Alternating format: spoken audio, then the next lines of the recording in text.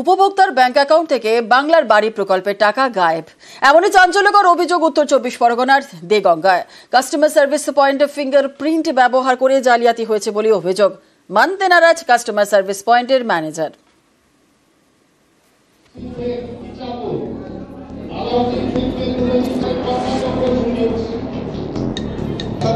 বাংলার বাড়ি সরকারি খরচে গরিবদের পাকা বাড়ি রাজ্য সরকারের প্রকল্প।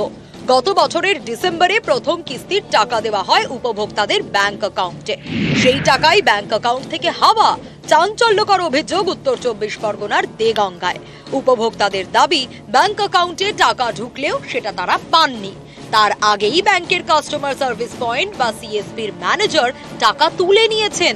ফিঙ্গারপ্রিন্টের মাধ্যমে জালিয়াতি হয়েছে বলে অভিযোগ। জানে যে ওর টাকা ঢুকেছে, শ্বশুরবাড়িতে চাপ দিচ্ছে যে তুমি টাকা দেখো 60,000 টাকা ঘরের টাকা। ও ব্যাংকে যাচ্ছে, টিপ দিয়ে চাপ টাকা দেখাচ্ছে, বলছে যা চল যা।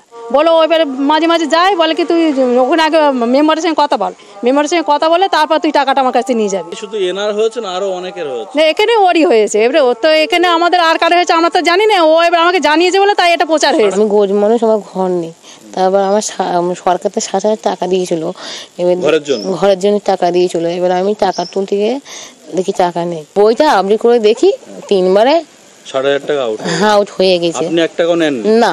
একদম 1 টাকাই নেইনি আমি। আপনি অভিযোগ করেছেন? অভিযোগ করেছেন? হ্যাঁ।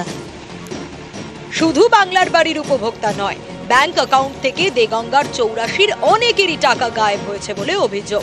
সব ক্ষেত্রেই অভিযোগের আঙুল সিএসপির ম্যানেজারের দিকে। আমার বইতে 1,20,554 টাকা ছিল। আমি 500 টাকা তুলেছি সন্ধ্যাবেলা। 500 টাকা তোলার পর আমার বই আটকে দিয়েছে। দেওয়ার পর আমার বই দিচ্ছিল না, অনেক জোর জবরদস্তি করে বইটা দিয়েছে। দিয়ে তারপরে হাতে পায়ে ধরছে, আমাকে আর কি জানতে দেবে না গো। তারপরে স্বীকার হয়েছে যে আমি 42,000 টাকা তুলেছি। ওই যে আমার আজ থেকে 2 বছর আগে টাকা আমি অ্যাকাউন্টে জমা দিতে যাই, আমি এবার টাকা জমা দিতে আমার 22,000 টাকা রিসিভ দিয়ে দেয়। টোটাল টাকা আমার 46,000 কত টাকাটা রিসিভ দেয়। দেওয়ার পরে এবার আমার অন্য অ্যাকাউন্টে 22,000 আগে 20,000 টাকা আর আগে 24,000 টাকা ছিল আমার অ্যাকাউন্টে। এবার সেই 24,000 টাকায় আছে, আমি 22,000 টাকা জমা দিই, সে টাকাটা আর আমার উঠিনি। কে করেছিল এরকম? ওই আবেদ আলী, ওই সিএসপি আছে। হ্যাঁ, সিএসপি অফিসার। গ্রাহকদের সুবিধার জন্য বিভিন্ন জায়গায় কাস্টমার সার্ভিস পয়েন্ট বা সিএসপি চালু করে ব্যাংক। সেখানেই জালিয়াতি হয়েছে বলে অভিযোগ। অভিযোগের আঙুল ম্যানেজারের দিকে। তাকে এ নিয়ে প্রশ্ন করা হয়। প্রথমে তিনি এড়িয়ে যাওয়ার চেষ্টা করেন,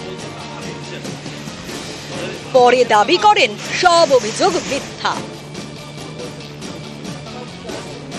আমার রেজিস্টার খাতা আছে, আমি সেটি যাকে টাকা দেওয়া হয় তাকে উইথড্র ডিপোজিট স্লিপও দেওয়া হয়, সেটা দিয়ে আমি এখান থেকে পেমেন্টটা করে দেওয়া হয়। কিন্তু আবাসের টাকা যে মহিলা বলছে, সেই মহিলার হয়ে আমি কনফার্ম আছে, আমার খাতায় রেজিস্টার খাতায় আছে, সেটা আমি পুরো দেখাতে পারবো।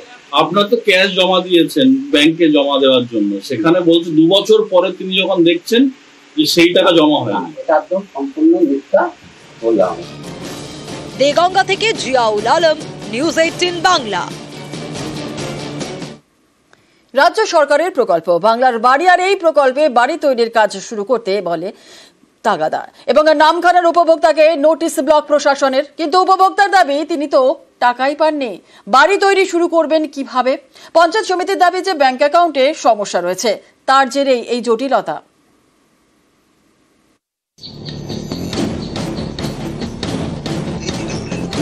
রাজ্য সরকারের টাকায় পাকা বাড়ি, প্রকল্পের নাম বাংলার বাড়ি।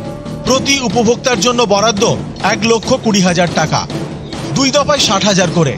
গত বছরের ডিসেম্বর থেকে প্রথম কিস্তির টাকা দেওয়া শুরু করে রাজ্য সরকার, কিন্তু অনেকে টাকা পেয়েও বাড়ি তৈরি শুরু করেননি। এই অভিযোগ দক্ষিণ 24 পরগনার নামখানার বাসিন্দা নিখিল দলপতির বিরুদ্ধেও। তাকে দ্রুত বাড়ি তৈরির কাজ শুরু করতে তাগাদা দিয়েছে ব্লক প্রশাসন, ধরিয়েছে নোটিশও। কিন্তু নিখিল দলপতির দাবি তার অ্যাকাউন্টে তো টাকাই পড়েনি, বাড়ি তৈরি করবেন কিভাবে? বিডিও অফিসে যাই, যে দেখুন স্যার আমার নামে কিন্তু টাকা ঢুকেনি, অথচ আমার বাড়ির নোটিশ গেছে, এখনো পর্যন্ত কোনো টাকা ঢুকেনি। আমার নামে নোটিশ এসছে মানে টাকাটা আমার এসছে, টাকাটা ঢুকেছে, টাকাটা কোথায় গেছে, কোথায় আমরা কি করে জানবো? আমরা সাধারণ মানুষ। নামখানার দেবনগরের বাসিন্দা নিখিল দলপতি মাটির ঘরে থাকেন, পাকা ঘরের খুবই দরকার। বাংলার বাড়ির তালিকায় নাম উঠলেও টাকা মেলেনি বলে দাবি। এদিকে বাড়ির কাজ শুরু করতে বলে নোটিশ ধরিয়েছে ব্লক প্রশাসন। কিছু কিছু ব্যাংক অ্যাকাউন্টের সমস্যা থাকতে পারে, সেই জন্য হয়তো টাকাটা ঢোকে।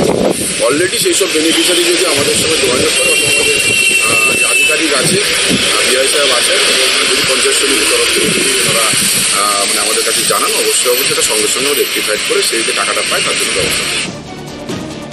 প্রথম দফায় বাংলার বাড়ির উপভোক্তা 12 লক্ষ। গত ডিসেম্বরে উপভোক্তাদের অ্যাকাউন্টে প্রথম কিস্তির টাকা দেওয়া শুরু হয়।